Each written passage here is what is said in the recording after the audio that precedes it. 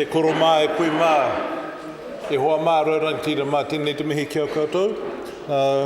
Tēnei te mihi kia koutou I te rungu I te kaupapa o tēnei wā, o tēnei wānanga. He tū mihi hoki ki te whare tūpuna kako nei, me te whenua tapu, me te whānau Panapa, tēnei te mihi kia koutou, tēnā koutou, kēnā koutou, tēnā koutou.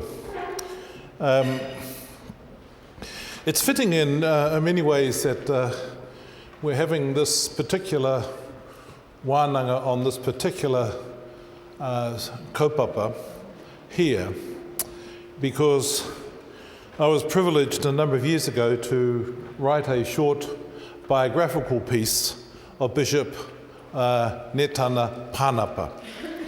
And it was, for me, something of a turning point in the way that I had been thinking at that time, and the way it was, in fact, it was going to shape the way I was to think since then. And Bishop Panapa was very, very close to Apirana Ngata and so on and so forth. He became the second Anglican bishop of Aotearoa, following on from Frederick Bennett. Panapa, of course, came from the Taitokoro, from Dargaville, and had very, very strong connections throughout the north, but also into Tainui and many other parts of the country. But he had one profound insight about the relationship between Māori and Pākehā.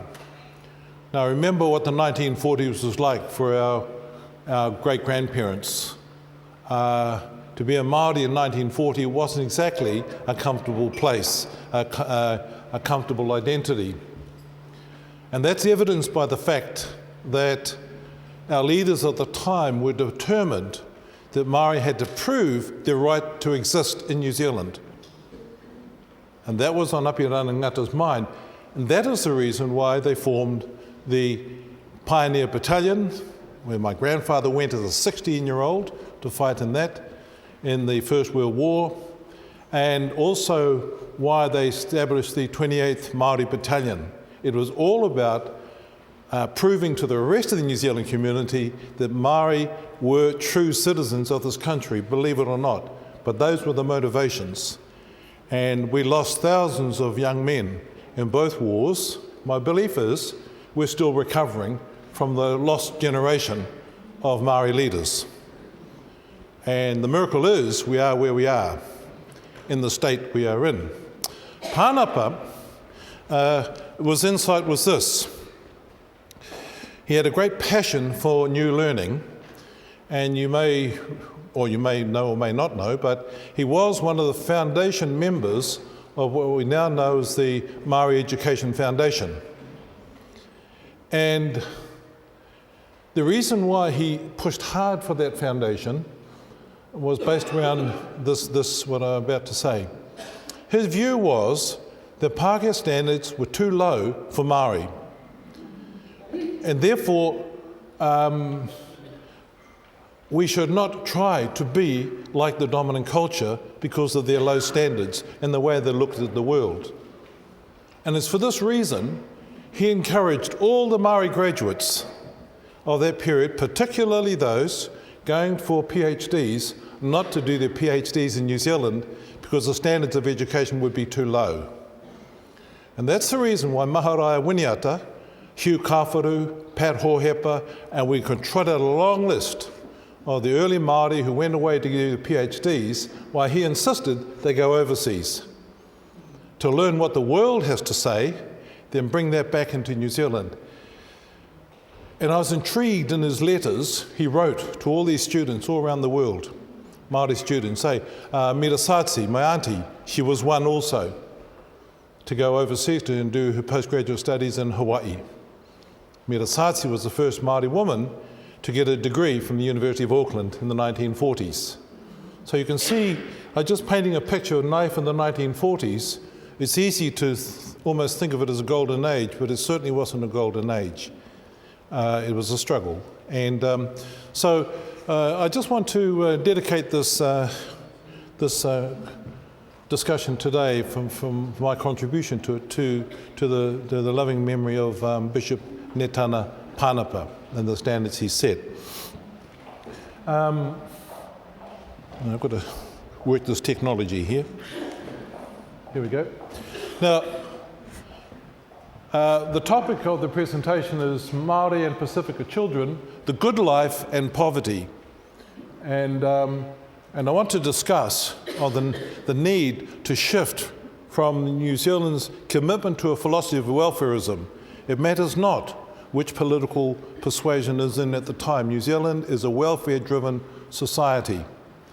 And then how do we shift from a philosophy of welfarism to another one? And that other one is, I would propose, is what was commonly known now as the capabilities approach.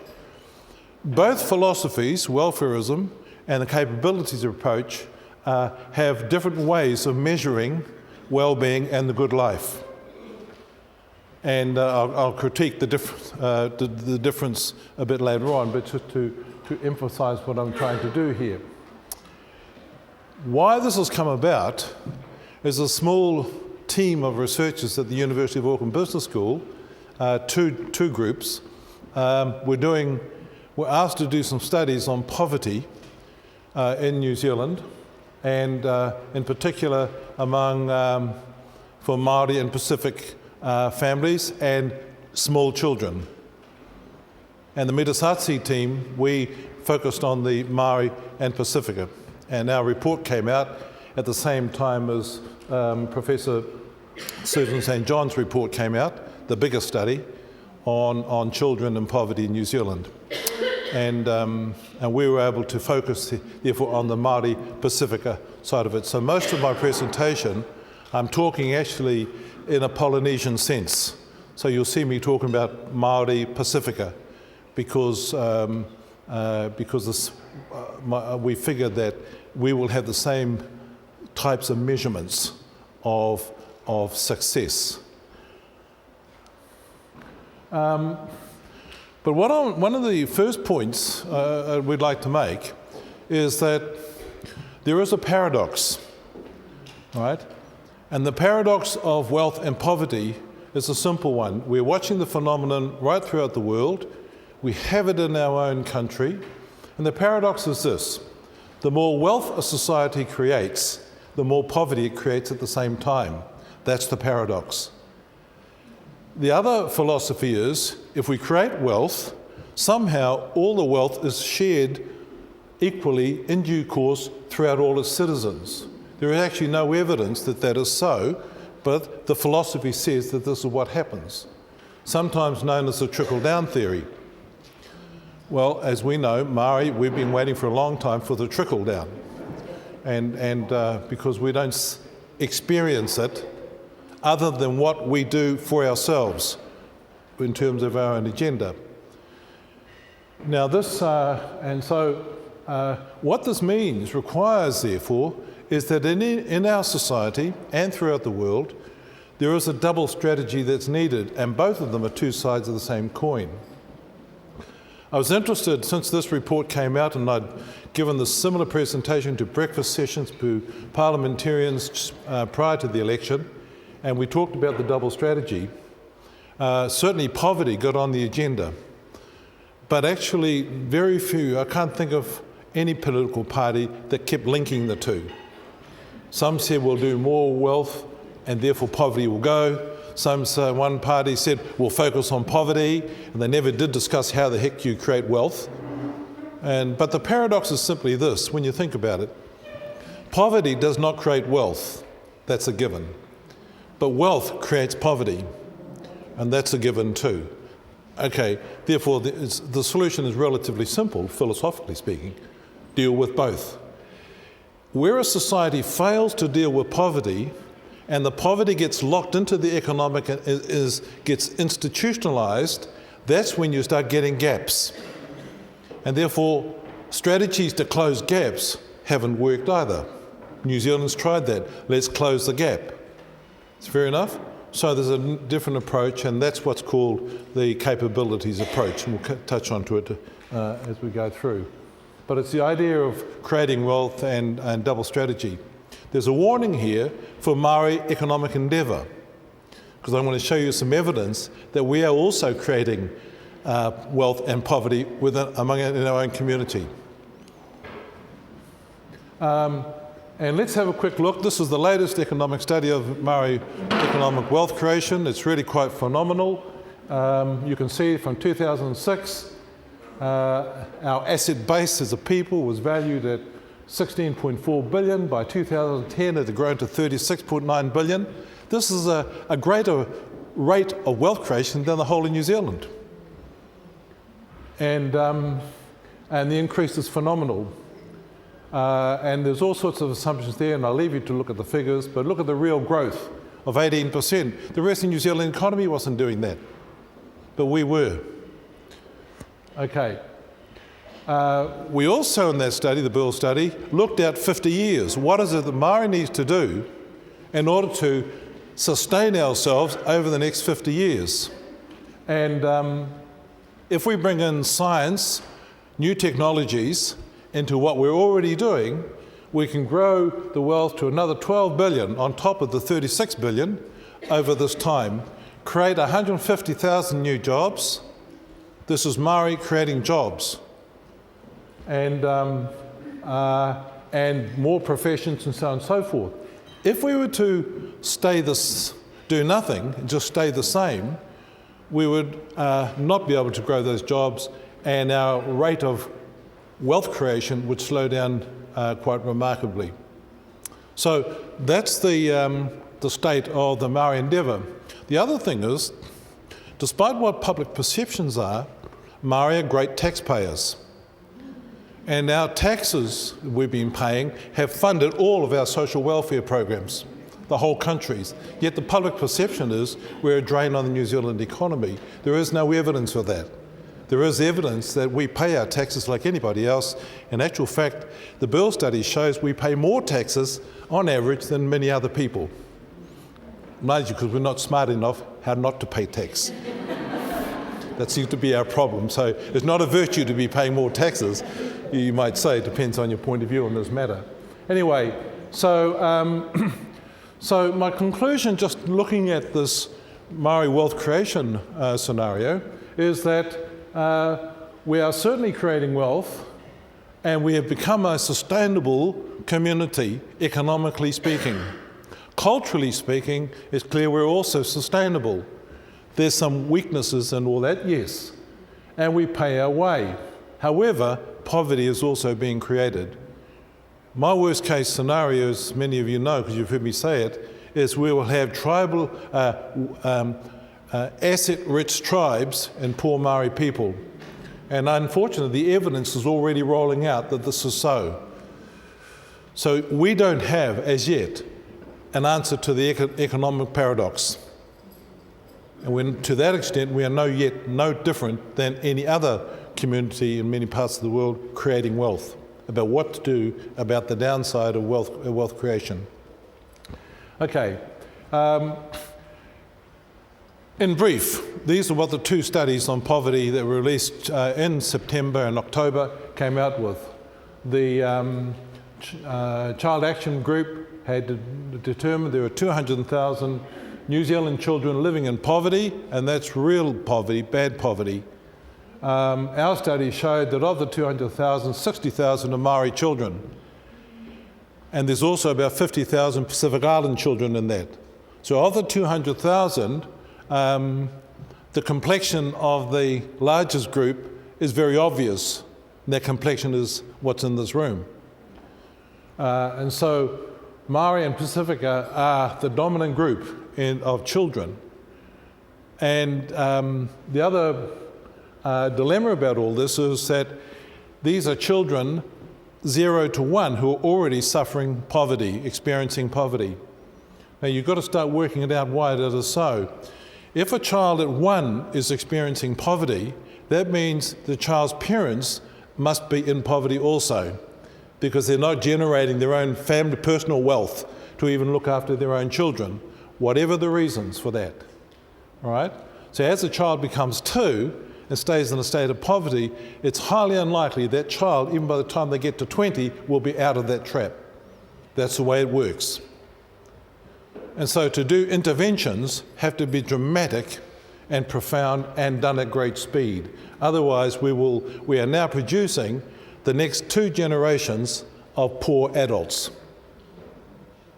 And as that figure gets larger and larger, it gets its own growth. Is that right? So I'm pessimistic from an economic point of view. I've got a background in development economics. As to my colleagues say we can do it in 10 or 15 years if the country really works. I see 30, 40 years before we'll get rid of New Zealand's poverty. So anyway, let's hope I'm wrong. Okay. I want to look then, therefore, philosophically, because this is the thrust of the talk. And in 1988, I wrote the Maori part of the Royal Commission's report on a Maori philosophy of social welfare. And this is the continuation of the work since 1988. This would appear to be, in 1840 terms, the notion of the rangatira's view of the good life in 1840. And these are the virtues of Maori society at the time. The Greeks had 7, no, not Maori, we wanted 13 or 14. Ah, well.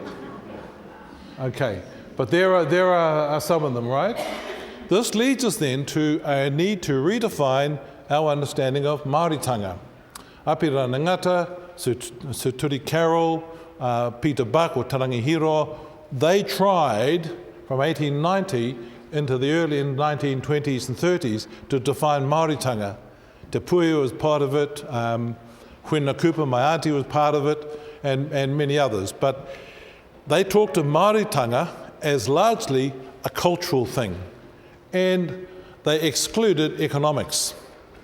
So all the emphasis went on to the culture, kapahaka, the language, the social well-being side, and it was assumed that the Pākehā would run the economy and Māori would fit in. All right? So we need to redefine Māoritanga in new terms and put economics into the description of Māoritanga. Right? And I know from business school point of view, the number of Māori people and Pacific Island people who consistently think that economics is what Pākehās do, we live culture and spirituality. It's a false description of our reality. I don't know what our people were doing for 7,000 years in the Pacific if they didn't have good, healthy economies. So there's some distortions there that need to be clarified. But there's a list of these virtues. Here's some more of them. These are very, very specific to our part of the world. Most of these virtues can be traced back 7,000 years. There's a glorious history to them. And those values was what drove the Austronesian economies of 7,000 years ago. We are the descendants of the Austronesians and explored the Pacific and all the rest of it. Now, 2 other items to touch on here on this idea of peace and the good life. And it's this notion of lasting peace and the good life which equals whenua rangatira. Whenua rangatira is the traditional Maori notion of a healthy economy. Whenua rangatira. For those of you who know the he whakaputanga, that's the phrase in the declaration. And so in he whakaputanga, they use this idea of he whenua rangatira. And in order to sustain a sound economy, we must have a parliament, have laws on trade and all the rest of it. And so our Declaration of Independence set the scene in terms of what the leadership of the time considered as good for Maori growth and development, and it was an economy at peace. And in the Treaty of Waitangi, in the preamble, is a lovely little expression where Queen Victoria is telling the world, I'm going to do a deal with these natives, and I'm offering them that peace will reign and they will have the good life as they describe it in their own terms with their own values. That's her great promise in the preamble. It's a pity that we don't focus on the preamble more than the other articles, because that's where the philosophy of the treaty is lodged. And just to give you a feel for it, that's her famous expression, kia tahungia kia rātou o rātou rangatiratanga me tō rātou whenua kia mau tonu hoki te rongo kia rātou me te ātanoho hoki. My translation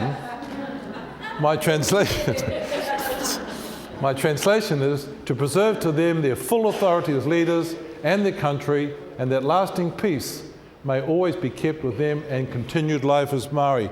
That was the fundamental promise of the British to Māori, that life as you determine it will be guaranteed. In return, our people said, and your people can live here in peace. That's all the treaty is about. Everything else is the detail. The history is something else, we won't get onto that. So, a brief discussion then, I won't take too long, but on the notion of well-being, because this is going to come up. But we have a tendency to see well-being primarily as health well-being. But actually, philosophically speaking, well-being is far broader than that. Is that all right? So I'll leave you to think about those. So we move on. But now let's go back to our philosophy of Māoritanga. And we can put it this way. Māoritanga consists of four well-beings. The spiritual well-being, environmental well-being, the whānau hapu iwi Māori well-being, the kinship system, if you like, and economic well-being. Our question is how to measure Māoritanga and its well-beings. It's not enough to measure just one of the well-beings. The trick here is to measure the lot of them together in a form of matrix. Is that all right?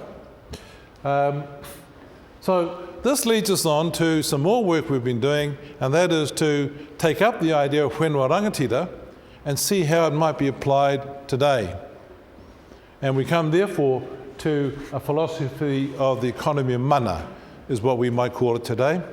And that Māori economy consists of spiritual capital, which is the spirituality of economics, environmental capital, that is, we nurture Mother Earth and look after the environment and so on, the social cultural capital, which is about enhancing the quality of our family life. Our family life is an extended family life. And then the economic capital, which is material capitals, land, resources, and so on and so forth. Our question is, how do we measure wealth creation? Remember, the other side of wealth creation is poverty creation. All right? And, okay, now here's just an introduction. I'm not going to go through these in great detail. I just refer them to you because many of you are policy makers and quite influential in your own spheres of interest. But the philosopher Martha Nussbaum, together with the Nobel Prize winner Amartya Sen, and the World Bank has picked this up, many others now using what they call the capabilities approach.